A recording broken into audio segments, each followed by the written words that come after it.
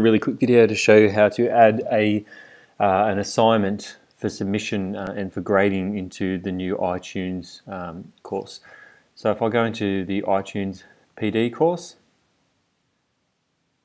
and we want to go into posts, which is where we would normally post up our lesson material anyway for our stems. And you can see I've got our stems down here, so I can choose which stem I want to put this into. So I've got this one called assignment submission, and you can see I already have an assignment in here. And you can see that this has an icon here which is telling me that this is going to be graded and that I need to submit work. And I'll add a new one in here. So I'm going to go up to the plus symbol up the top here and click that. And that will bring up a new post, and that's the way it's always been for iTunes. That's no different. I'm going to call this a formative task. And I'll just give it the same name down here. And here's what's different and what didn't appear before, which is the add assignment function here. So if I click on that down there, it wants a title for the assignment, so I'll call it formative task, 25 marks, formative assessment. And we have options here. The first option is enable grading, which is if we want to give this assignment a grade. So we don't have to do that. This can be just a submission that doesn't contribute towards a grade, because if we enable grading, that will go to the overall grade book.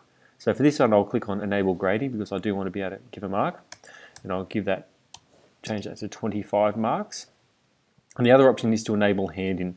So we can just grade without having it handed in. So if we're grading or marking a presentation or just collaborative work or observations, then we can just click on enable grading, and we don't need to have a hand in for that. That doesn't have to. The students won't see an option to submit work there. Conversely, we can click on enable hand in and not enable grading if we just want students to submit us work for feedback, and we don't need to give them a grade, and we don't want that to appear on the mark book. So we have those two options there. For this one, I'm just going to enable both. And when we attach material, we can choose from the web or from materials already in the course, but I'm going to choose from my computer, and I'm going to add in a task notification for an assessment task. So that uploads reasonably quickly, and we can go back and we can see that we have that in there ready to go, and we will post that. Now the students can see it. So now I've got the two assignments here.